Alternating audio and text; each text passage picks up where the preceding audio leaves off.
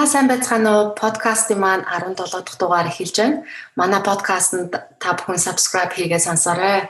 За энэ дугаараар New South Wales мужийн Сидней хотоос хууль зүйн ухааны доктор, одоогоор Австрали улсын албан ёсны виз цагаачлалын зөвшөөрөлтөй зөвлөх, өөрийн Garuda Immigration агентлагийг үүсгэн байгуулж ажиллаулж байгаа оюуна хуульч орж байна.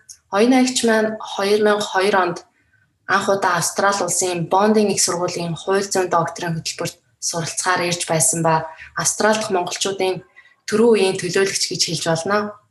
Тэгээ Австрали улсад амьдарч байгаа болон эрхийг хүсэж байгаа залуучуудад анх эрэхтэй юуг анхаарах болон ажил амьдралын гараагаа хэрхэн амжилттай эхлүүлэх визийн талаар тэр дундаа PR визийн талаар сонирхолтой яриа өргөнүүлэхээр холбогдоод байна.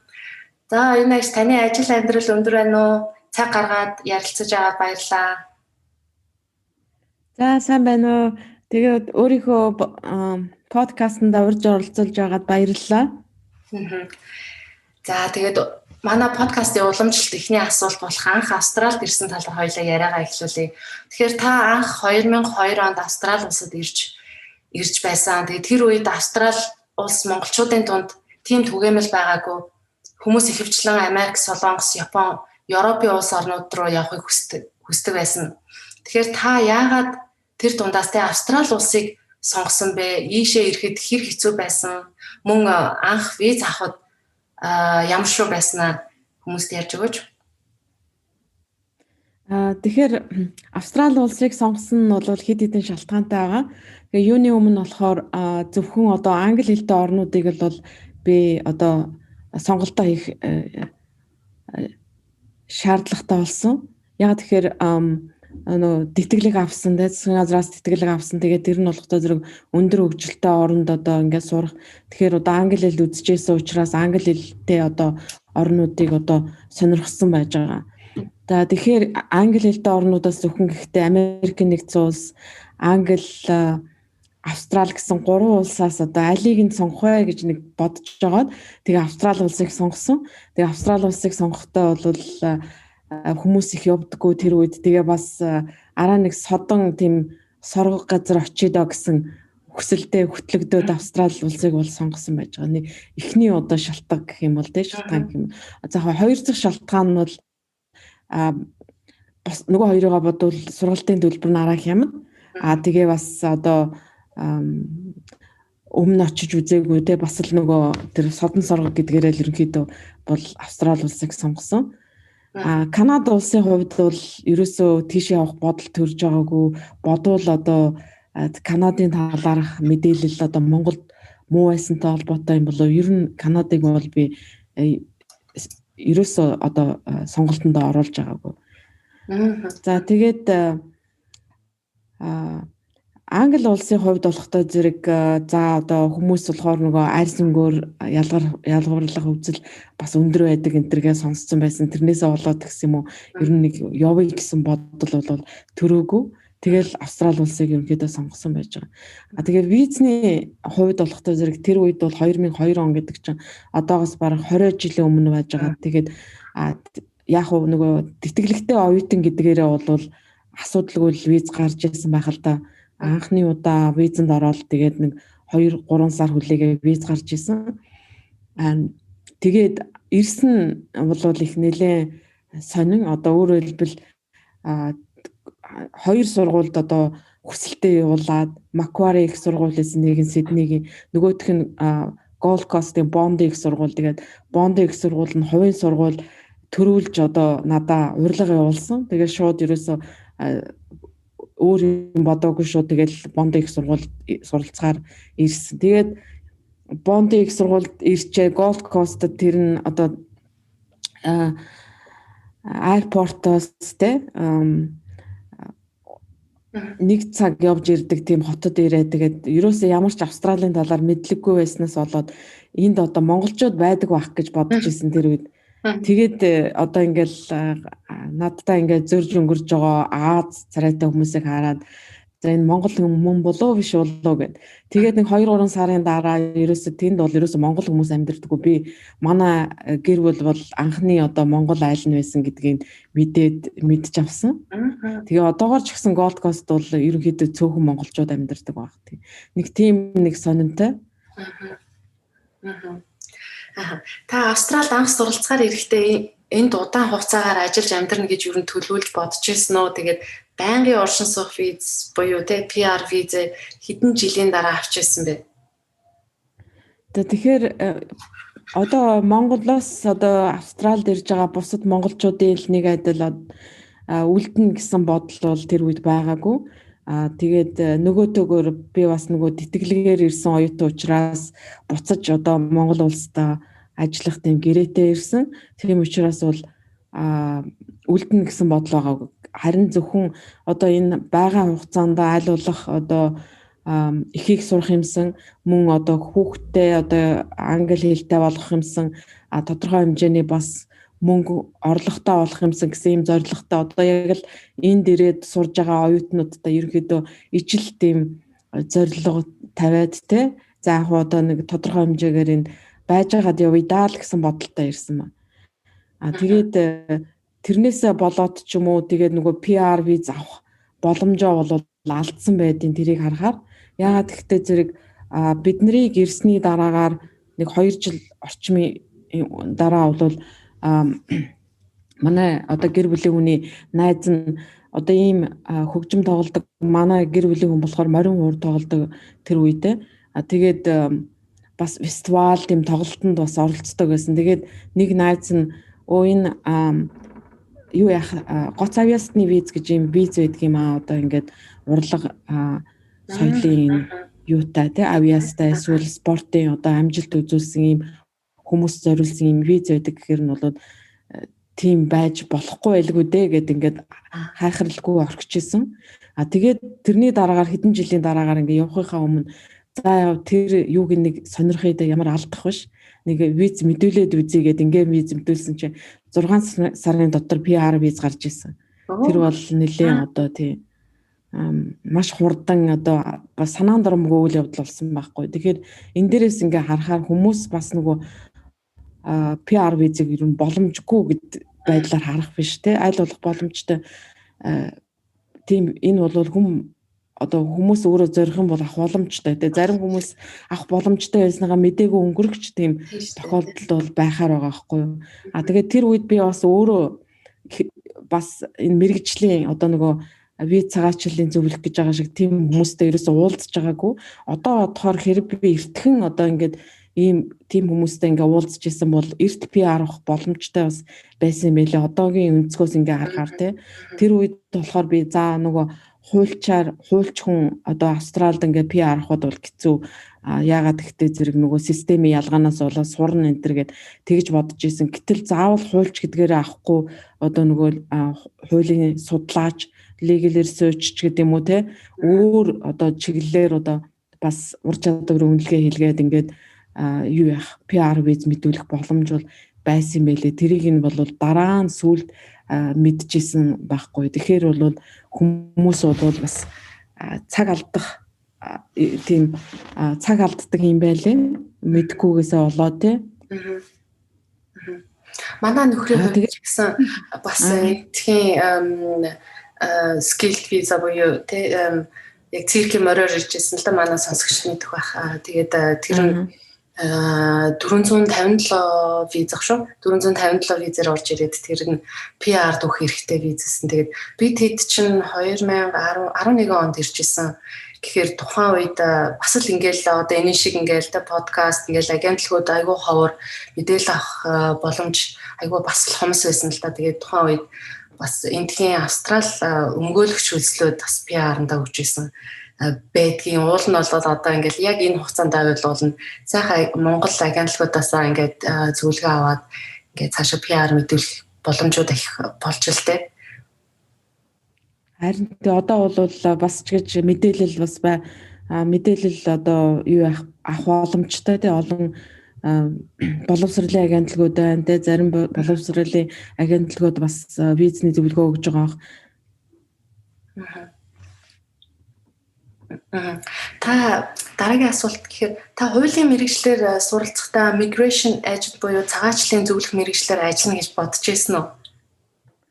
Ерөнхийдөө бол бодож байгаагүй. Яагаад гэвэл зэрэг би нөгөө түрүү хэлжсэн юу яасан те тэтгэлэгтэй оюутан учраас буцаж очих одоо тийм гэрээтэй байсан. Тэгээд бондын их сургуулийг төгсөөд докторийн зэрэг хамгаалсныхаа дараагаар бол Монгол руу буцаж явсан. Тэгээд тэнд бол нэг 4-5 жил ажиллаад тэгээ 2016 онд бол буцаж ирсэн. Тэгээд буцаж ирээд за одоо надад ямар сонголтууд байна те ямар одоо ажил би хийх боломжтой юм бэ гэд ингээд бас нэлээ одоо судалгаа хийсэн гэх юм уу да тий. Тэгээ ингээд судалгаа хийж байхад бол энэ migration agent буюу одоо энэ цагаачлалын зөвлөх бол ер нь миний хийдэг ажилтай. Тэгээ миний одоо яг зан одоо тийм одоо нэг ажлын арга барилч гэдэг шүү дээ тий. Тэр бүхэндээ одоо их тохирохоор санагдаад тэгээд энэ сургалтанд суугаад тэгээд эрхээ авч ирсэн тий. Энд ирээд удаж байгаа хүмүүс тухайн үед виза авахд одоо хялбар байсан. Тэ одоо улам хэцүү болоод байгаа гэж ярьдаг. Тэгээд энэ ер нь хэр өмнөний ортой байдаг вэ? Тэгээд таныг байнгын оршин суугч виз авч байх үед одоо үеийн визний нөхцөл хэр өөрчлөгдсөн бэ? Тэгэхээр тэр бол яг харахгүй үнний ортой. Тэгэхэд яагаад тийм болж байна гэхдээ зэрэг хоёр шалтгаантай гэж үзэж байна. За эхний шалтгаан гэхдээ зэрэг тухайн үед одоо 2010 оны үед те 2000 оны үед бол Австралийн төр орсон суугчдын тоо одоогийнхтай харьцуулахад хамаагүй бага байсан байж байгаа. Ингээд статистикийн юунаас харахаар те нэг жилд ч гэдэг юм уу Австрал амьдарч байгаа оюутны визээр амьдарч байгаа хүмүүсийн гадаадын иргэдийн тоо одоо жишээлбэл 200 мянга 300 мянга л байдаг гэсэн бол 2000 одоо сая ковидын өмнө бол энэ тоо бараг 800 мянгад хүрсэн шүү дээ. Бараг 1 сая оюутнууд гадаадын оюутнууд Австрал амьдарч байна гэсэн үг. Тэгэхээр чи нөгөө ийм их хэмжээний төр орсон суугч хүмүүс амьдарч байгаа учраас нөгөө визний хөтөлбөр чинь юу ачиж байгаа байхгүй юу? Одоо demand гэдэг чинь одоо нөгөө энэ олон оюутнууд чинь бас PR төлөвлөгөөтэй байгаа да ихэнх нь те. Гэтэл нөгөө Австралийн өөрийнх нь визний хөтөлбөрийн тоон бол квот нь бол тэгж өсөөгүй. Тэр үед бол нэг жишээлбэл 2012 онд бол визний квот бол нэг 160 мянга жилийн 160 мянга хүнд одоо байнгын орсон суугчийн виз олгоно гэсэн юм квоттой байсан бол энэ тоо өнөөдөр хэвээрэл агаад байна шүү дээ. Гэтэл нөгөө төр визээр ирж байгаа оюутнуудын тоо болохтой зэрэг хэд дахин өсчдөг. Тэгээд дээрэс нь бас нөгөө төр ажлын визтэй хүмүүсийн тоо бас өссөн. Тэгэхээр нийтдээ бол сая ковидоос өмнөх бас нэг статистикийн тоогоор Австралид бол 2.6 сая төр визтэй хүмүүс амьдарч байна гэд тэгсэн тийм тоо байдаг. Гэтэл энэ 2.6 сая төр визтэй хүмүүсийн чинь за 10% нь за 20% нь одоо байнгын орсон суугч болох төлөвлөгөөтэй гэд ингээд үзэхэр чинь нөгөө юугаасаа давчиж байгаа байхгүй юу те? Одоо Австрали улсын тэр нөгөө байнгын орсон суугч авах тооноос нь хэд дахин давцсан. Тийм учраас энэ одоо хөтөлбөр нь бол өрсөлдөөнтэй болчихж байгаа юм. Яхаарахгүй. Тэгэхээр бол нөгөө талаасаа тэр одоо 10 жилийн өмнө 20 жилийн өмнө амархан байсан одоо хэцүү болсон гэдэг нь бол яхаарахгүй энэ нөгөө төр орсон суугчдын тоо өссөнтэй холбоотойгоор тайлбарлаж болно. Тэгвэл тэр бол үнний ортой юм байна. Тийм үнний ортой. Та виз мэдүүлнэ гэдэг чинь ер нь маш хариуцлагатай асуудлыг те олон талаас нь харсан няхуур нямба байхыг шаардсан ажил байдаг. Тэгээд үүнээс сонирхоод асуухад таны ажиллаж байсан хамгийн хэцүү кейс юу байсан бэ? Хүмүүстээ сонирхуулаад хэлвэл. Тийм.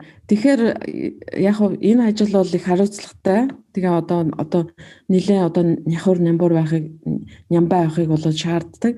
Тэгээ тэрнээс гадна бол бас нөгөө сэтгэл зүрхээ бас зориулж хийх ёстой ажил байдаг байхгүй. Одоо жишээлбэл за би одоо энэ ажлыг одоо нэг үйлчлүүлэгчийн визийг мэдүүллээ гэхэд чинь одоо би хэдийн юуг одоо боломжийг энэ хүнд амлаж чадах уу, 70% боломж амлаж чадах уу, 30% боломж амлаж чадах уу тэрийг тодорхойлно.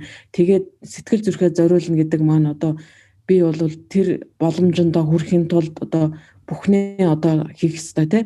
Одоо жишээлбэл виз болгон бол өөр одоо шалгууртай. Тэгээд тэр юунасаа болоод шалгуур шаардлагаасаа болоод зарим визний хувьд бол маш их одоо нөгөө хуулийн шаардлагуудыг эргэж харах, шалгах тийм шаардлагатай байдаг. Тэгэхээр тэр болгонд за би энэ визийг өмнө нь мэдүүлж исэн юм чи ингээл хийчихье гэж тийм байдлаар хандахгүй дахиж одоо шалгаад те одоо дахиж одоо ямар нэг юм өөрчлөгдсөн байна уу эсвэл одоо үүнийг одоо тэр одоо кейсээс өөрөөр яаж хийх болох нь гэдэг тэр бүх талаас нь олон талаас нь ингэж шалгаж яаж одоо хариуцлагатай хандаж хийдэг юм ажил байгаа. Тэгээд яг хүнд хамгийн хэцүү кейс юу байсан бэ гэхдээ зэрэг бол ерөөдөө ихэнх кейсүүд бол ялангуяа одоо байнга орсон суугчийн виз ч юм уу, ажлын виз ч юм уу авж байгаа тохиолдолд бол нэлээд одоо тэр кейсийг бол судлаж одоо бүх зүйлийг нэргэж харах хэрэгтэй байдаг. Тэгэхээр яг хэцүү гэж хэлэхээсээ улдаар одоо тий одоо нөгөө яг одоо юу яах ч гэдэг юм уу те одоо яг зарим юмнуудын хувьд ингээд нөгөө татгал заад буцаад дав заалцах шатны шүүхтэр очоод тэр кейсээ одоо хамгаалаад ингэж байгаа тохиолдолд бол илүү одоо нөгөө урт хугацаанд одоо ингээд виза авж байгаа тий боломжгүйгээс боломжтой олгож авж байгаа учраас их одоо баяртай тийм юу болдог одоо үйл явдал болдог. Одоо жишээлбэл зарим үйлчлүүлэгчийн хувьд бол зүгээр визэн татгалцсан байх юм бол тэнд нь туслах ч юм уу тиймэрхүү тохиолдол. Тэрнээс яг энэ кейс хэцүү байсан гэсэн тийм тодорхой юу бол байхгүй байна. Ижил иймэрхүү юунууд дээр бол би кейсүүд дээр бол яг бүгдэнд нь одоо ач холбогдол өгч ингэж ажилладаг тийм. Тийм ээ тий. Тэгэхээр ер нь манай монголчууд PR визэнд хандыг гэвэл ер нь ямар боломжууд байдаг юм бэ? Манай сонсогч нар маань ер нь ихэнх нь PR визаг ер нь сонирхож байгаа. Тэгээд би бинээсээ мэдээлэл аван буруу зүрх бас мэдээлэл авч яг мэрэгжлийн үеийн үднээс та яг ямар боломжууд байдаг юм болоо хариу. За тэгэхээр монголчуудын хувьд PR авах боломжууд гэхдээ зэрэг бусад хүмүүсийн адилаар одоо бүхэл төрлийн PR визний хөтөлбөрт одоо хамрагдах боломжтой. Гэхдээ нөгөө англи хэлний мэдлэг одоо манай монголчуудын англи хэлний мэдлэг одоо доогуур гэхэд одоо бас хэлэхэд бол хэлж болохоор байгаа. Тэр нь одоо манай монголчууд муу даа тэгж байгаа биш. Ерөнхийдөө энэ англи хэлний сургалт чинь өөрөө одоо сүүлд дунд сургуулиудад нэвтэрч эхэлсэн те өмнө бид нар чинь дандаа орос хэл үздэг байсан. Тэгээд тэрүүнтэй холбоотойгоор хэдийгээр одоо англи хэлийг дунд сургууль зааж байгаа ч гэсэн нөгөө багшлах боловсон хүчин энтер нь дээр үеэс бэлтгэгдээгүй те энэ талаар одоо бас туршлага багтай байдаг юм. Тэрнээсээ болоод тэр яг 30-аас дээш насныхны хувьд бол хэлний бэрхшээл их байдаг. Тэгэхээр хэлний бэрхшээлтэй байгаа учраас одоо араа одоо хэлний оноо бага шаарддаг тэр визний хөтөлбөрүүдэд одоо хамрагдах юм бол боломж бас байгаа.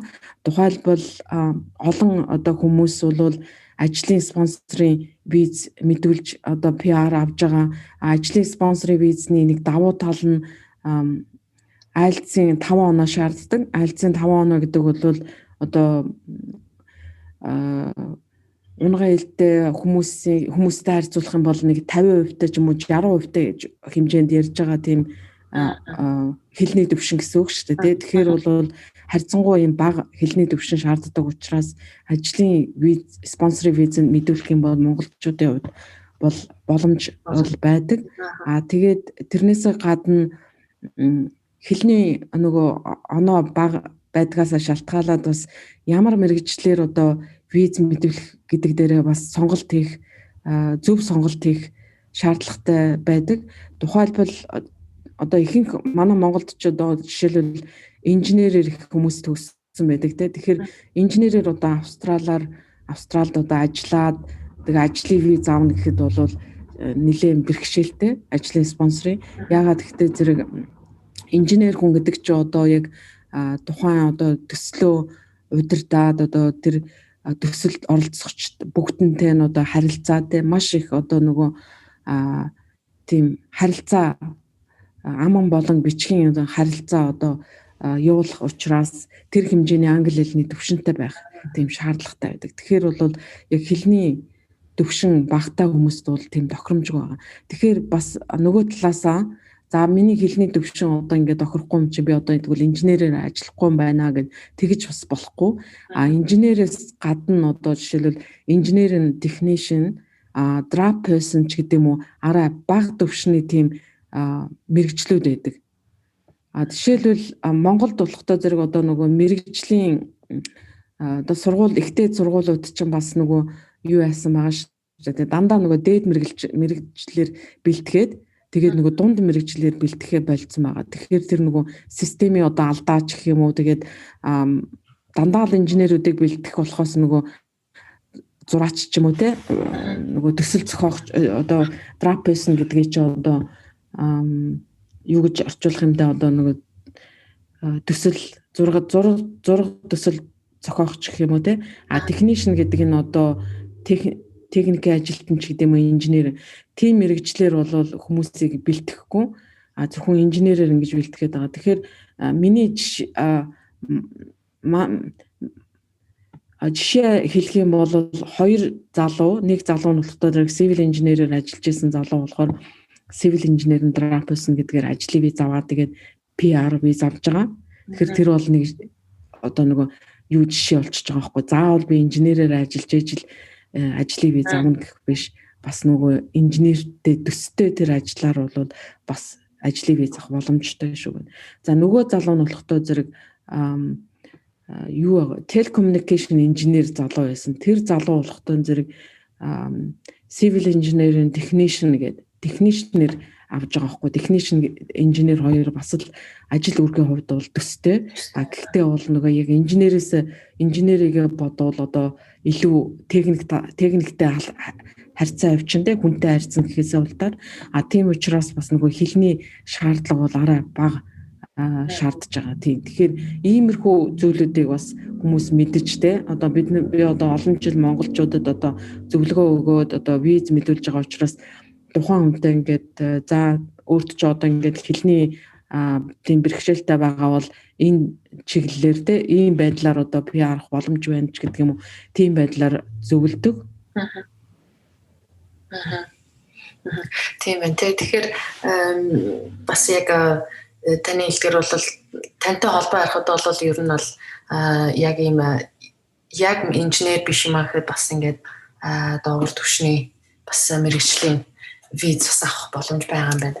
За та өөрийн Facebook пэйж дээр бүтэн жилийн турш ажиллах эрхтэй, сургалтын төлбөр төлөхгүй, мөн англи хэлний оноо шаардахгүй виз гэж бичсэн байсан. Тэгээд энэ ямар виз вэ гэдэг юм уу? Ямар хүмүүс хандах боломжтой гэдэм бэ? Нэг сонирн байна л да. Айгүй гоё боломж та сонсогдоод байгаа байхгүй юу? Тий. Тэгэхээр энэ олготой зэрэг одоо нөгөө ковидтай холбоотойгоор гарч ирж байгаа ийм виз байгаа. За тэгвэл энэ олготой зэрэг зөвхөн одоо нөгөө Австралид байгаа хүмүүст хамааралтай. Тэгээ ягаад ковидтай холбогдуулж ийм виз гаргасан гэхдээ зэрэг ковидоос болоод нэлээ олон хүмүүс бол гарч ив чадахгүй болсон. Одоо гадны иргэд Австрали амьдарч байгаа гадны иргэд.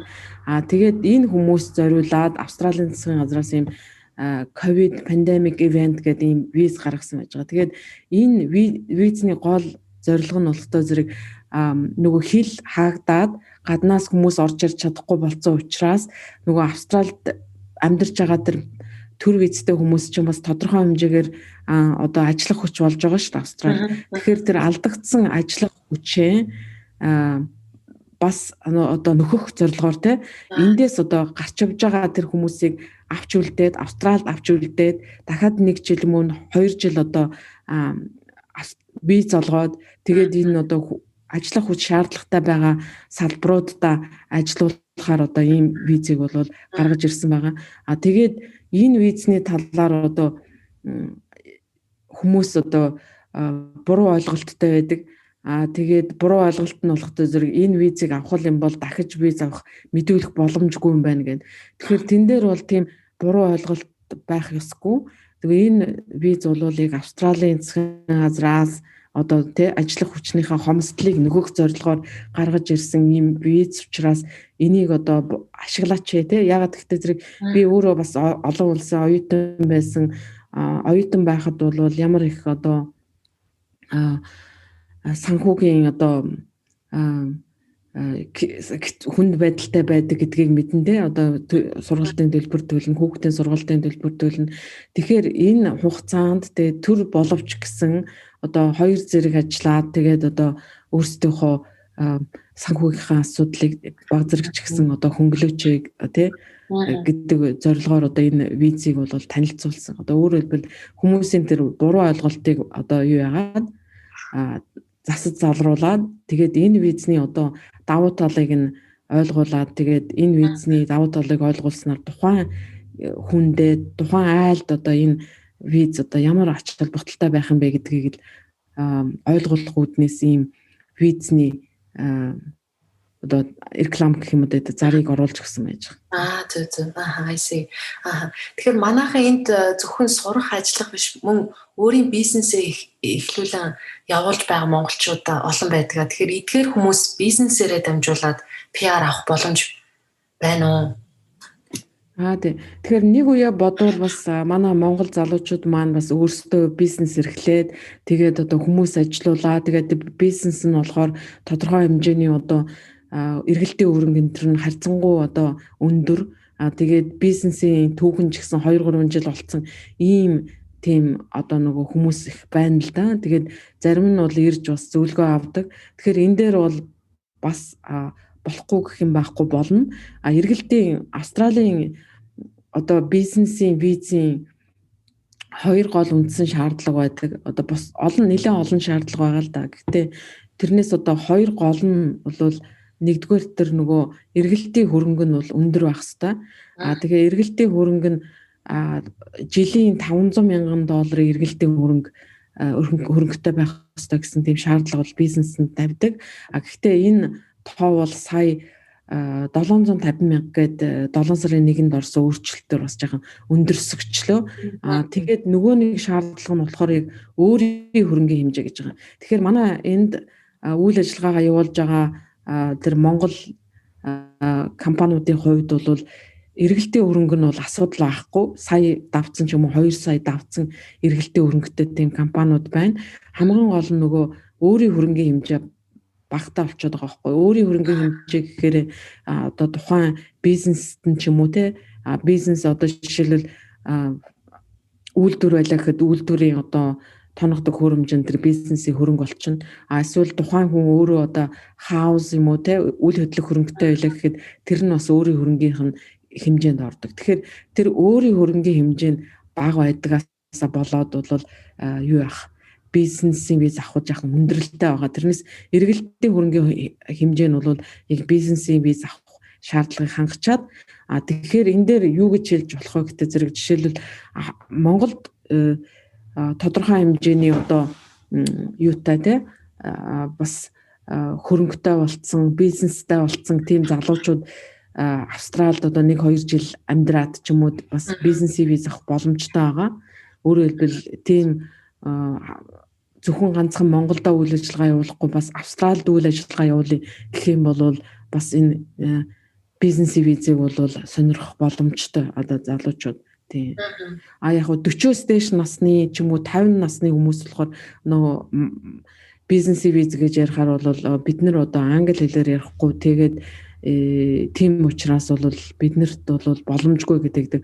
30 эдтэй залуучуудын хувьд бол бид нар бол бас ч гэж англи хэлээр ярина те. Тэгээ бас цаашдаа бол бизнесээ өргөжүүлэх тийм өөр хөвгтөө бас энд сургах гэдэг одоо давхар тийм төлөвлөгөө байдаг учраас бизнесийн виз авах юм бол илүү их бас боломжтой байгаа. Тэгээ бизнесийн виз дээр бол англи хэлний оноо шаарддаггүйгээр бас давуу талтай монголчуудын хувьд. Тийм ээ тий.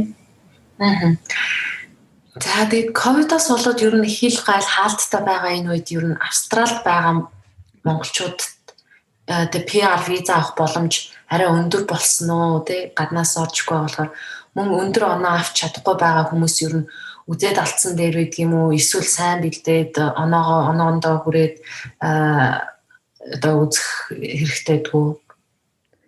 Тэгэхээр энд бол одоо хил гайл хаалттай байгаа нь бол энд байгаа монголчуудад ганцхан монголчууд гэхгүй энд байгаа Австралийн хэлийн дотор байгаа хүмүүст бол их боломж олгож байгаа байхгүй юу. Ягаад тэгэхээр өмнө би бас хэллээ шүү дээ. Тэр нөгөө төр орсон суугчдын тоо ихснээс болоод байнгын орсон суугчийн визний хөтөлбөр бол их өрсөлдөөнтэй болсон гэд. Гэтэл нөгөө гаднаас хүмүүс орж ирэх боломжгүй болчихж байна гэдэг чинь нөгөө энэ визний хөтөлбөр чинь бол зөвхөн энд байгаа хүмүүст л хамааралтай болчихж байгаа байхгүй юу. Тэр утгаар нь тайлбарлах юм бол энэ жилдээ хойдон жилдээ бол энэ PR авах боломж бол өндөр байгаад байгаа юм. Жишээлбэл нэг жишээ хэлэх юм бол сая манай нэг үйлчлүүлэгч бол New South Wales-ийн 190 визний урилгыг зөвхөн 60 оноотой авсан. Тэгээд нөгөө 60 оноотой гэдэг нь өөрийнх нь оноо 60. Тэгээд тэн дээр нөгөө 190 визний можийн спонсорын 5 оноо нэмэгдээ. Тэгээд 65 оноогоор 190 визний урилга аваад тэгээд ингээ визэндээ орсон байж байгаа. Тэгэхээр хуучин бол New South Wales-ийн ковидоос өмнө бол New South Wales-ийн 190 визний урилгыг бол авахын тулд бол доотлол 85 оноотой байдаг байсан. 85 оноотой байх хэрэгтэй байдаг байсан. Гэтэл энэ нөгөө ковид эхэлснээс болоод хэлээр одоо хүмүүс орж ирэхгүй байгаатай холбогдуулаад энэ визний одоо ур чадварын визний босго оноо яг одоо тэр онооны визний тэр юу нь бол багассан. Одоо урилга авах тэр онооны юу нь одоо нөгөө доотлын онооны юу нь бол багасчаад ингээд байгаа тийм. Тэрүүгээрээ бол давуу талтай тийм. Тэгээд дээрэс нь бас ковидтой холбоотойгоор мэрэгжлийн одоо нэн шаардлагатай мэрэгжлийн жагсаалтанд тодорхой хэмжээгээр өөрчлөлт орж байгаа. Зөвхөн одоо нэн шаардлагатай мэрэгжлийн жагсаалт гэж 2 жагсаалт байдаг гэсэн бол тэн дээр нэмээд одоо тэргүй ээлжинд шаардлагатай мэрэгжлийн жагсаалт priority occupation list гэж гарч ирсэн. Тэгэхээр тэр жагсаалтанд одоогоор 42 одоо мэрэгжил байгаа. Тэгэхээр тэр жагсаалтанд байгаа мэрэгчлэр одоо ажилтдаг, Австралид ажилтдаг хүмүүсийн хувьд бол бас энэ их боломж олж ирж байгаа. Тухайлбал нэг жишээ хэлэх юм бол computer network engineer бол тэр жагсаалтанд орж ирсэн. Тэгээд сая оноос өмнө тэр мэрэгчлэр одоо ажлын спонсорын виз авсан нэг залуугийн виз бол 5 хоног дотор гарч ирж байсан. Тэгэхээр бол энэ боломж бол тий ковидтой холбоотойгоор зарим мэрэгчлүүдийн хувьд бол боломж үүсэж байгаа. Тэгэхээр энэ боломжийг бас ашиглах хэрэгтэй тийм. Тэгвэл ковидыг ашиглаад бас ковидыг мэдээж сул тал их боловч давуу тал болгож ашигласан PR визан дээр бол боломжийг ашиглах. Тийм, давуу тал болгож ашиглах тийм нөхцлүүд бол байгаад байгаа юм. Та тэгээд тэр мэрэгчлээс дуртаж ямар мэрэгчлүүд юу нь яг голчилж яг толгойлж гарч ирж байна. Тэр мэрэгчлээ. Тэгэхээр мэрэгчлүүдээс дурдах юм бол нөгөө эмнэлгийн талын мэрэгчлүүд ойлгомжтой одоо тий сувилагч тэгээд эмч энэ ковидтой холбоотойгоор тэр нь байгаа. Тэгээд дээрэс нь болохтой зэрэг компьютерийн мэрэгчлүүд байгаа, софтвер инженер одоо компьютер одоо юугаар те IT гэдэг шүү дээ. Манайд бол IT-ийн чиглэлийн мэрэгчлүүд. IT дотроо одоо софтвер инженер гэдэг одоо програм зохиодог те програм инженер хүмүүс. Тэгээд компьютер network инженер гэдэг тэр нь бол илүү юутай байгаа. Илүү эрэлт хэрэгцээтэй байж байгаа. Тэгээд дараагаар нь болохтой зэрэг инженерийн чиглэлийн мэрэгчлүүд байгаа. Одоо civil engineer, барилгын инженерч гэдэг юм уу те. Тэр мэрэгчлүүд байж байгаа. Тэгээд бас хамгийн бас нэг сонирхолтой нь болохтой зэрэг accountant буюу одоо нягтлангийн мэргэжил энэ листэнд орж ирсэн. Тэгээ бас тогооч бас энэ листэнд орж ирсэн. Тэгэхээр одоо жишээлбэл тогоочоор ажиллаж байгаа мó нягтлангаар одоо Австралийн компанид ажиллаж байгаа хүмүүсийн хувьд илүү одоо PR боломж бол үүсэж байгаа байхгүй юу? Энэ жилдээ одоо ирэх 7 сараас өмнө одоо энэ визэнд орох юм бол боломж байна гэж харж байна. Тэгвэл манайхыг ер нь яарчлах хэрэгтэй байна да. За тэгээ ковидоос болоод мэдээж зөндөө олон гэр бүл хэлийн наан цаан жил гаруй хугацаанд амьдарч байна. Тэгэхээр зарим эвтэр нөхрөөсөө хоол, зарим нь хүүхдүүдээ авчирч чадахгүй, эсвэл зарим нь өндөр настай аав ээжтэйгээ уулзаж чадахгүй байдалтай байгаа. Тэгэхээр ийм үед Австралийн засгийн газар ямар арга хэмжээ авч байгаа вэ? Эдгээр хүмүүстэй хэл нэвтрэх боломжтой юу? Та энэ салбарт ажиллаж байгаа хүний хувьд илүү тодорхой мэдээлэл өгөх болов гэж бодож байна. Тэгэхээр ковидоос болоод одоо гэр бүлүүд одоо хоёр улсад ингээд тусгаарлагдаад амьдарч байгаа харамсалтай тий. Тэгээд зарим хүмүүсийн хувьд бол энэ нөхцөл байдал ингэж сунжирн тэгээд одоо ийм ноцтой байдалд хүрнэ гэж бодоогүй одоо явсан байх тий. Зарим нь одоо 2020 оны 7 сард гараа авцсан 2020 оны 8 сард ч юм уу 9 сард 11 сард гараа авцсан одоо тэгээд буцаж орж ирэх гэсэн юм гэсэн хүчнөө хүмүүс бол холбогдож байгаа. Тэгээд харамсалтай нь бол одоогоор бол Австралийн засгийн газраас бол төр одоо орьсон суугч хүмүүсийг бол оруулах боломж байхгүй. Зөвхөн одоо хэрв тухайн оюутан маань эрүүл мэндийн чиглэлээр суралцдаг тэгээд төгс курсыг бол оруулж ирнэ гэж тэгж байгаа. Тэгээд нөгөө юу нь болохтой зэрэг хэрв мөн одоо нөгөө нэн шаардлагатай тэр салбарт ажиллаж байгаа бол бас хэлийн одоо хэлээр нэвтрэх зөвшөөрөл авахд бас араа илүү хөнгөлөлттэй нөхцлөөр одоо зөвшөөрөл олгож байгаа. Тэгээ бас нөгөө Австралийн иргэн юм уу байнгын орьсон суугчийн одоо гэр бүл бол одоо чөлөөтэй нэвтрэмж гэдэг юм ингээд харилцан ийм ялгаатай журмуудыг бол тогтооцсон байж байгаа. Яг оюутнуудын хувьд гэхдээ зэрэг хэрв одоо эрүүл мэндийн чиглэлээр сурдаггүй бол буцаж орж ирэхэд бол одоогоор боломжгүй болчиход байгаа ийм нөхцөл байдал үүсчээд байна. Тэгээд яг хуу хэрв одоо ирэх 3 сараас ч юм уу нөхцөл байдал араа гайгүй болох юм бол юунуудыг оюутнуудыг бол одоо тодорхой хэмжээгээр оруулж ирнэ гэж байгаа. Гэхдээ одоогийн юугаар бол бүх хилээ нэг өдрөл одоо ингээд нээчих биш те. Одоо орноор нь одоо за жишээлбэл Японтой одоо нээлээж гэдэг юм одоо нөгөө Шинэ Зеландтай одоо ингээд хилээ нэгээд оруулж гаргаад байгаатай адилхан нар одоо араа одоо ковидын нөхцөл байдал харьцангуй гайгүй тийм улсуудтай эхлээд хилээ нээх те. Эсвэл нөгөө маш олон оюутнууд ирүүлдэг хятад ч юм уу те тэр улсуудтай эхлэж хилээ нээн гэсэн тийм бодлого бол яваад байгаа тийм. Тэгэхээр бол манай монголчуудын хувьд бол жаахан Австралид ирэх хугацаа бол бас ойрын хугацаанд бол ирж чадахгүй байх л гэж бодож байна тийм. Тийм ээ тий. Тэгэхээр ер нь бас л хэцүү л ер нь ямар ч салбарт ямар ч үйл ажиллагаанд бизнес одоо тий виз хэл гарах олон орноор явах сурах энэ бүгдэнд нь саадуулж байгаа тий. За би тэгээд танаас бас нэг сонсогчийн ирүүлсэн нэг асуултыг асууя л да.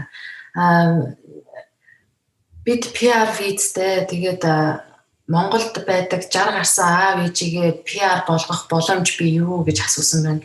Тийм боломж байд юм болов? PR визтэй хүмүүс аав ээжигээ бас юу авах боломжтой нөгөө аав ээжийн виз parent буюу одоо аав ээжийн виз гэж байдаг.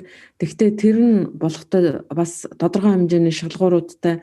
За хамгийн гол нэг шалгуур гэхээр бол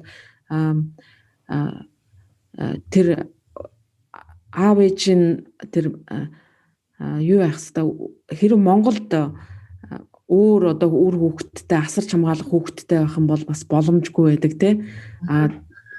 Зөвхөн одоо энэ Австралид байгаа хүүхэд нь одоо гол одоо нэг асарч хамгаалдаг байх юм бол боломжтой ч гэдэг юм уу.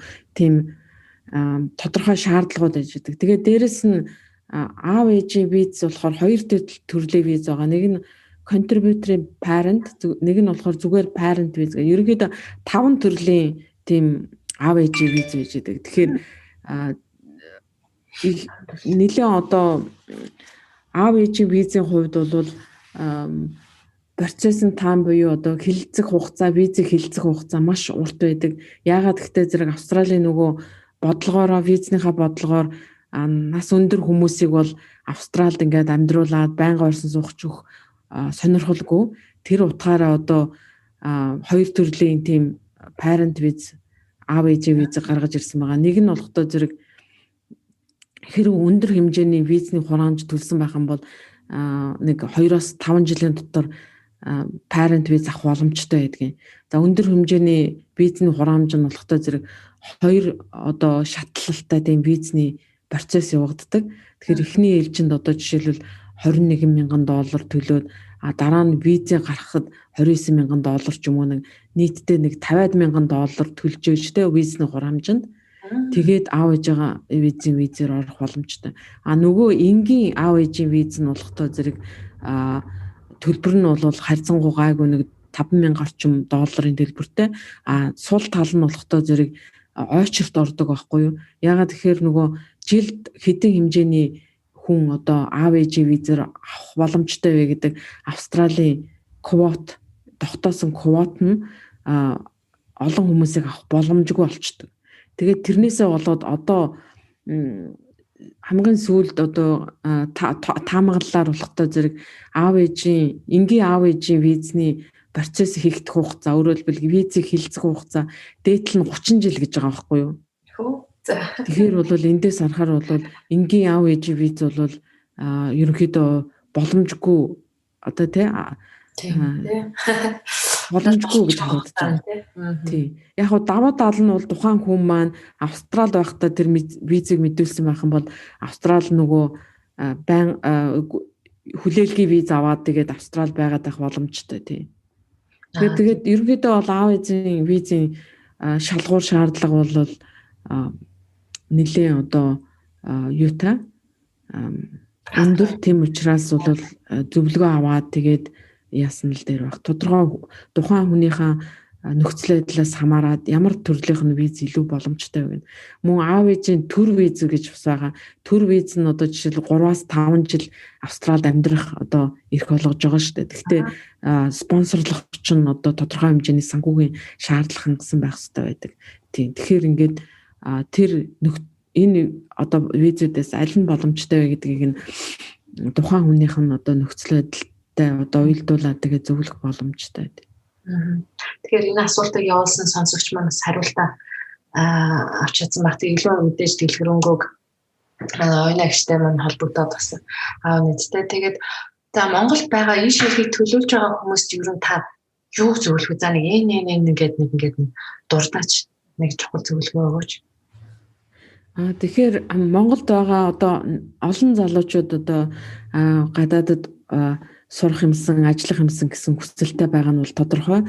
Яагаад гэхдээ зэрэг энэ нь бол маш олон боловсролын агентлагууд одоо байгуулагдаж үйл ажиллагаагаа явуулж байна. Тэрнээс ингээ харахад бол хүмүүс ч гэсэн надтай бас холбогдоод одоо яаж сурах уу, зөвлөөч одоо ингээд гэсэн хүмүүс их байдаг. Тэгэхээр ийм хүмүүст юу хэлэх вэ гэхдээ зэрэг хамгийн түрүүнд хилээ сайжруул хилээ сайжруулах юм бол боломж нь бол цаашаа бол нээлттэй болно.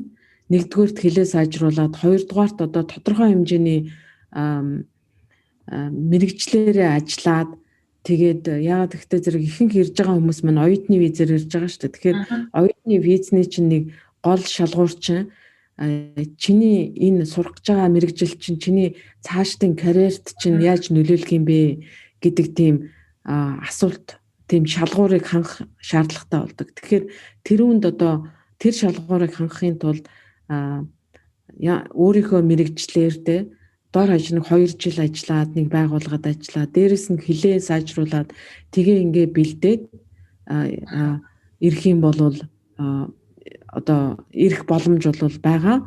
Тэгээд дээрэс нь яг тэр санхүүгийн шаардлага бол угаасаа хүмүүс мэдж байгаа бохтой санхүүгийн шаардлага хангах хэрэгтэй гэдэг. Яг өөрөөс хамаарах гол одоо өөрийгөө дайчлах хэрэгтэй тийм зүйл гэх юм бол хилээ сайжруулад тэгээ хилээ сураад тэгээ дээрэс нь одоо карьераа мэрэгчлэрээ ажиллаад ингэж явах юм бол виз гарах магадлал чинь бол өндөр болно. Тэгээд хилчин хилээ сайжруулж чадах юм бол ирсэн хойноо бас тодорхой хэмжээний илүү цалинтай ажилд орох ч юм уу тодорхой хэмжээгээр мөн цаашлаад бол суралцсныхаа дараагаар PR виз мэдүүлэх ч юм уу олон боломжууд бол үүсэж байгаа тийм. Тэгэхээр өөрийн зүгээр туршлагаас ингээд харахаар бол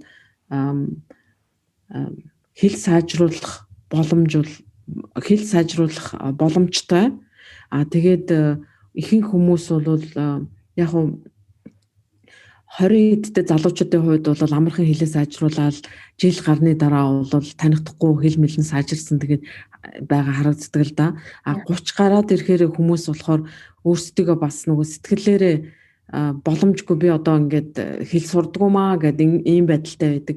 Тийм хүмүүс бол бас өөрсдийнхөө тэр нөгөө менталити гэдэг шүү дээ. Тэр өөрсдөө тэр юу яагаад байгаа хязгаарлаад байгаа тэр бодлоосоо бас салаад тэгээ бас хилээ сайжруулах хэрэгтэй юм шиг байгаа юм тийм. Хилээ ер нь за Австралид ирсэн байгаа хүмүүс маань ингээд бас ингээд дахиад цааш нь сурыг одоо эсвэл нөхрөө сураад одоо эхнэрээ сурыг гэж бодоод айлцсан оноо шаардлагатай гэхэд ер нь яаж англи хэлийг ер нь сайжруулах зүгээрээ ер нь таны бодлоор одоо өөрөө бие дагааж мэдээж авах сурах болох байх. Тэгэхээр бас нэг юм сургуулийн бас нэг айлцд бэлтгэх юм богино хэмжээний англи хэлний сургалт эднэ байдаг болов. Тэгэхээр англи хэлний төрөл бүрийн одоо шалгалтууд байдаг те. Тэгэхээр миний харж байгаагаар бол PT гэдэг Pearson Test of English гэдэг одоо тэр шалгалт бол араа илүү хялбар юм шиг байгаа. Тэрийг бол гэхдээ Монголд бол тэр шалгалтыг өгөх боломжгүй нөө Монголд тестинг центр нь байхгүй. Тэгээд энэ дэрсэн хүмүүс бол олон хүмүүс бол IELTS дээр оноо авч чадахгүй харин PT өгөөд оноогоо авч байгаа тийм хүмүүс бол байдаг. Тэгэхээр тэгтээ ер нь аргачлал нь бол адилхан. Тухайн хүн бол өөрөө л одоо дайчлаад өөрөө одоо мотивацтай өөрийгөө дайчилж чадах юм бол оноо авахгүй гэж байхгүй шүү дээ. Тэгээд тэр одоо дайчилснаар хэдийн хугацаанд оноогоо авах вэ гэдэг л байна уу гэхээс биш тэр хэл сурдаггүй маа би сурдаггүй гэдэг бол тийм одоо юу гэсэн юу байхгүй те өөрийгөө дайчлахгүй байна л гэж байгаа л үг л те. Саяхан манай нэг үйлчлүүлэг хандсан тэр охин болохтой зэрэг PT дээр 90 оноо авцсан байсан. Тэгээ би бол их гайхаад PT-ийн 90 оноо бол IELTS-ийн бараг 8-9 оноо байгаа байхгүй юу.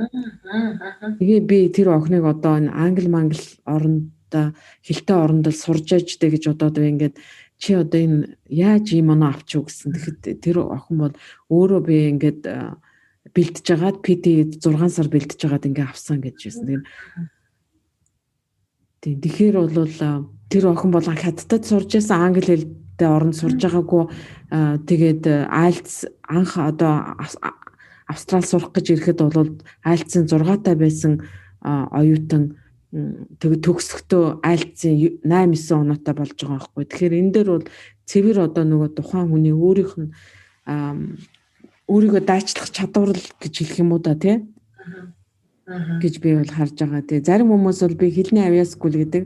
Гэхдээ хэлэн дээр бол авиас гэхээсээ олдоор тий тухайн хүн хэр өөрийгөө дайчилж чадваа гэдэг нь илүү одоо өндөр оноо авах боломжийг олгож байгаа гэж би боддог тийм.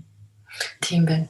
Та тэгээд өөрийнхөө агентлагийн талаар бас сонсогчдод танилцуулаач. Үүсгэн байгуулсан түүх одоо ямар шатанд явж байгаа, цаашдын төлөвлөгөө бас нэрний учир нь ямар нэрний учрыг бас тайлбарлавал сайн юм уу? Тийм. Тэгэхээр би болохоор өөрийнхөө агентлагийг яг виз цагаачлалын зөвлөх эрхээ авангуудаа байгуулсан энэ 2017 онд. Тэгээд яагаад Garuda Migration гэдэг нэр өгсөн гэхдээ зэрэг Garuda гэдэг чинь бол санскритээр одоо нөгөө хангар гэдэг манай үлгэр домогт ч гэсэн хангар гэдэг шуу байдаг шүү дээ тий. Хангар гэдэг шууг бэлэгдэж одоо ийм нэр өгсөн байгаа. Garuda Migration гэдэг нь бол ерөнхийдөө орчуулах юм бол хангардын нүүдэл тий. Тэгэхээр яагаад би хангар гэсэн гэхээр одоо үйлчлүүлэгчтэй би хангарттай зөвөрлж байна гэсэн. Одоо ингээд шувуу одоо хоол тижэл ирээд нүүдлээд явдаг шиг migrant гэдэг чинь одоо өөрсдийнхөө амьдралыг сайжруулахын тулд нутаг улсаа орхиод ингээд гарч байгаа хүмүүс шүү дээ тий. Тэгээд аль одоо нөгөө шувуу одоо хаана гоё хоолтой байна, хаана элбэг хоолтой байна гэж явдаг шиг энд ирээд за энэ бол миний амьдарч болох газар юм байна гэд одоо жишээлбэл Австрали улсыг сонгоод ингээд амьдрах гэж байгаа тэр хүн маань одоо Garuda шиг тий хангард шиг ийм хүчтэй тэгээ хангард шиг тийм зорьсонтой хүрэхтэй тийм хүсэл мөрөөдөлтэй тийм цуцшгүй байгаасаа гэсэн тийм бэлэгшээж энэ нэрийг өгсөн байж байгаа. Ойлгохтой байна шүү дээ. Тийм тэгээд энэтэй холбогдуулаад нэг юм хэлэхэд бол би өөрөө бас нөгөө анх ирээд тэгээд одоо зарим монгол хүмүүс ч гэсэн бас тийм бодолтой байдаг байх гэж боддог. Анх ирээд би PR болно гэдгийг дараа нь мэдээд ингэж яхад бол би нэг өөрийнхөө улсаас урвж байгаа ч юм шиг те нэг тийм таагүй сэтгэл бас төрж исэн. Тэгэхдээ одоо ингээ харахад бол би одоо заавал Монголд амьдрах ёстой ч гэдэг юм уу. Би бол одоо жишээлбэл би одоо хятад хүн заавал би хятад хүндээ амьдрах хятад хүн хятадтаа амьдрах ёстой гэдэг тэр үзэл бол одоо бол тийм одоо юу биш те хүн одоо заавал өөрийнхөө улсад амьдарч ижил тэр одоо юу гэдгийг одоо тухайн улстай хувь нэмэр оруулж чадна эсвэл эх оронч гэдгээ харуулж чадна гэдэг бол биш. Тэр өөрийнхөө төлөө ч юм уу өөр хүүхдийн төлөө ч юм уу өөр улсад амьдарч болно. Гэхдээ бол өөрийнхөө эх орныг бол урдих шиг хайрладаг хэвээрээ байна тий. Тэглээ гэж байгаа тэглээгээд одоо урвж байгаа ч юм уу одоо нүүр буруулж байгаа бол хэрэг биш. Тэгээд одоо нөгөө талаараа одоо нийгэм маань дэлхийн ертөнц маань одоо ингээд нэгдээд одоо нүүдэлшил гэдэг чинь одоо ингээд хэвийн юу зүйл болж штэ тий. Тэгээд нэг улсын иргэн гэхээс олдоор хүмүүс өнөөдөр дэлхийн иргэн гэж ярьж байгаа штэ. Тэгэхээр дэлхийн иргэн гэдэг чинь юу гэсэн үг юм гэхдээ зэрэг би бол хаанч амьдрах боломжтой тий. Тэгээд улс орнууд ч гэсэн одоо яг дэлхийн 2 дугаар дайны дараагаар ингээд бараа бүтээгдэхүүнийг чөлөөлсөн шүү дээ. Бараа бүтээгдэхүүнийг чөлөөлнө нэг тариф гатын хилцээр гэдэг байдаг. Тэгэхээр бараа бүтээгдэхүүнийг чөлөөлнө гэдэг нь бараа бүтээгдэхүүний урсгалыг одоо хилээр нэвтрэхэд хөнгөлөлт үзүүлж байгаа шүү дээ. Одоо Америкт үйлдвэрлэсэн бүтээгдэхүүнийг Монголд хүн хэрэгжилж болно те чөлөөтэй. Эсвэл Германы бүтээгдэхүүнийг одоо хаанч үдэг хятад хэрэгжилж болно. Нөгөө заавал нөгөө хилийн хаалттай байгаад ингэдэг байсан тэр юу дэлхийн 2 дугаар дайны дараа бол юу яасан? Одоо тэр хилийн тийм одоо хязгаарлалтуудыг бол юу яасан байж байгаа хөнгөлсөн байгаа. Тэрүүн шиг одоо ингээд ковидын дараагаар ингээд улс орнууд бас энэ ажиллах хүчний урсгалыг бол хөнгөлөх болов гэсэн тийм юутай байгаа, прогнозтой байгаа. Одоо судлаачтай харж байгаагаар. Тэгэхээр энэ дээр юу гэж байгаа юм гэхдээ зэрэг одоо жишээлбэл заавал одоо нөгөө хэрв Австрали улс одоо ингээд газар сэрэлэн дээр одоо хүмүүс ажилуулах шаардлагатай байхад заавал энэ Австрали хүнээ ажилуулах гэж байгаа ингээд хилээ хаачаад тэгээд нөгөө фармерууд нь одоо ингээд ургацсан одоо ингээд муудаад те ингээд байх биш. Одоо хаана тэр ажил байна, хаана нөгөө ажиллах хүч нь байна. Ингээд чөлөөтэй солилцдог тийм систем рүү шилжих байхаа гэсэн тийм юу бол дүр зураг бол харагдаж байгаа. Тэгэхээр одоо жишээл Монгол залуучууд маань ч гэсэн заавал би одоо ингээд инженерээр сураад Монголдо ажиллана гэж бодохгүй хаа нэг одоо дэлхийн аль нэгэн оронд одоо тийм мэрэгчлэрээ чи хэрв ажиллаж чадчихлаа байвал тэр байгууллагын шаардлагыг хангаж чадчихлаа байвал ажиллаж болно тийм. тэглээгээд тэр хүн бол муу хүн болчихгүй. Тэгээд одоо тодорхой хэмжээний одоо ур чадварыг эзэмшээд одоо 50 хүрээд ч юм уу эсвэл одоо тодорхой хугацааны дараагаар буцаад их орондоо ажилдаг ч юм уу тийм ингээд одоо харилцсан ийм одоо юу урсгал бол бий болох байхаа гэж бодож байна. Тэгэхээр Монгол залуучууд маань ч гэсэн энэ үнд бэлтгэлтэй байгаа те Австралид ирэхдээ за би одоо нэг 2 жил болоод буцнаа гэсэн бодлоор ирэхгүй. Би одоо ингээд ийм одоо мэдлэгтэй болно. Тэгээд тэнд ажиллана ч гэдэг юм уу те. Тиймэрхүү одоо алсыг харсан төлөвлөгөөтэй те. Зүгээр байхаа л гэж бодож байна. Тэгээ манай Garuda Migration-ы зөвхөн ганцхан визний үйлчилгээ үзүүлэхгүй бас нөгөө Монголоос ирж байгаа бусад улсуудаас ирж байгаа одоо үйлчлүүлэгчтэй бас Австрали улсад аль болох хурдан хугацаанд хөлдөөрөө одоо тогтоод ажил мэргэжлээ олгоход зориулаад одоо нөгөө ажил мэргэжлээ олгоход туслах зорилгоор бол job coaching recruitment гэдэг тийм үйлчилгээ үзүүлэх гэсэн ийм төлөвлөгөөтэй байгаа. Тэгэхээр job coaching recruitment гэдэг нь одоо жишээлбэл ингээд олон ингээд үйлчлүүлэгчтэй ярьж байхаар ингэдэг байхгүй юу. За би ингээд уулна Монголд одоо тэ ийм сайхан ажилтай байсан юм аа. Одоо жишээлбэл нэг машины юунд тэ засварын газар ингээд би юуг нь хийдэг байсан. Одоо ингээд цоож хийдэг байсан ч гэдэг юм уу. Эсвэл одоо нэг тодорхой хэмжээний маш тийм эрэлттэй мэрэгчлэр ажиллаж исэн тийм хүмүүс байдаг байхгүй Монголдоо бол тэгээ Австралид ирээд би ерөөсөө ажил олж чадахгүй байна. Эсвэл яаж ажил олох вэ гэх. Тэгээд ингэж байгаа тийм хүмүүст одоо би болохоор энэ job coaching бол ямар үүрэгтэй ингэтэй зэрэг би бас өөрийнхөө ажлын шугамар одоо энэ нэлээд олон Австрали компаниудтай бас ажил үүргийн шугамар одоо холбогдож байна те. Тэр Австрали компаниудад бас энэ визний үйлчилгээ үзүүлж байна. Тэгэхээр өөрийнхөө энэ дотоод нэтворкээр дамжуулаад юм уу эсвэл бусад одоо энэ юугаа ашиглаад Австрали компаниудад бас хүмүүсийг одоо ажилуулах боломжийг бий болгоё. Жишээлбэл job coaching гэдэг нь эхлээд бол бид нар бол нэг Австрали компанид одоо ингээд үйлчлүүлэгчийнхаа CV-г нь явуулаад ингээд танилцуулаад манай нэг ийм үйлчлүүлэгч байна. Танаа одоо компанид ажиллах боломжтой. Өмнө нь одоо ийм ажил хийж исэн. Тэгээд танах одоо ингээд яг ажлын байр байгаа бол манай хүний CV-г одоо харгалзаж үзээч. Эсвэл танах одоо боломжтой бол ийм дагалдан одоо дадлагын хөтөлбөрт хамрагдуулаач гэдэг юм уу. Иймэрхүү байдлаар ингээд ажиллая гэсэн бодолтой байж байгаа. Тэгэхээр энэ тэгж одоо зарим залуучууд өөрсдөө бас тийм санал тавьдаг байхгүй. Одоо ингээд би нэг Австрали компанид 2 сар ажиллаад ингээд яг юу хийдгийг ингээд харчих юм бол цаашаа би алдсахгүй гэдэг.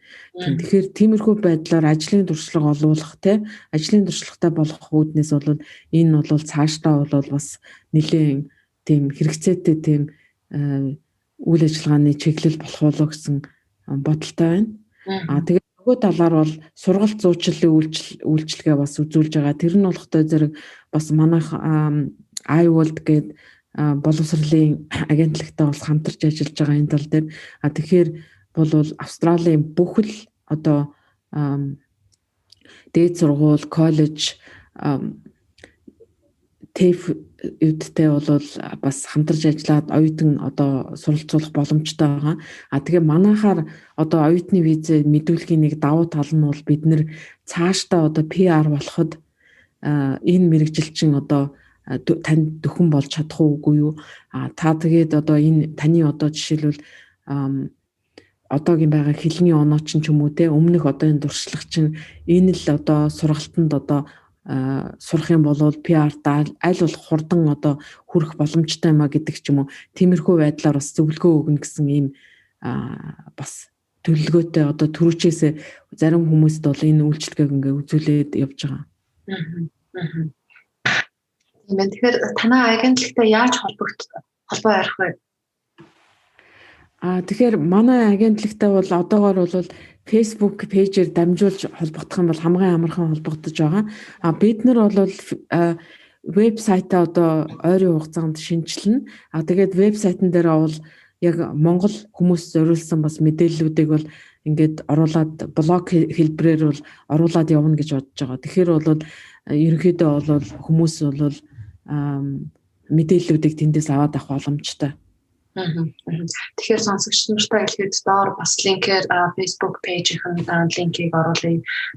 Харилцаа утасны дугаараар бүх деталийн оруулах нь сонирхол та бүхэн доор комментээс хараарай. За тэгээд ерөнхийдөө хоёулангийн ярилцлага ингээд дуусгаж байна. Тэгээд сүүлийн асуултыг танд үлдээ асуугаагүй гэсэн эсвэл монголчуудаас хэлий зүйлээ гэсэн зүйл байвал танд сүүлийн хорныг үлдээ. За тэгэхээр баярлалаа. Тэгээд ерөнхийдөө бол энэ өөрийн хэлий гэсэн одоо зүйлүүдийг ерөнхийдөө хэлж амжсан болоо гэж бодож байна. Тэгээд хүмүүс одоо хэрв одоо асуулт асуухаар бол тэгээд манай Facebook хаягаар дамжуулаад бид нартай холбогдож болно. За тэгэхээр өнөөдөр энэ их ажлын хажуугаар цаг гаргаад манай подкастт оролцсон энэ агчтай маш баярлалаа. За тэгээд Сидней хотоос хуульч оюуна Мельбурн хотоос цацаанаар холбогдлоо. Тэгээ манай подкастт subscribe хийгээ мартваа манайхаа. Тэгээд дараагийн дугаараар уулзтлаа. Баяртай.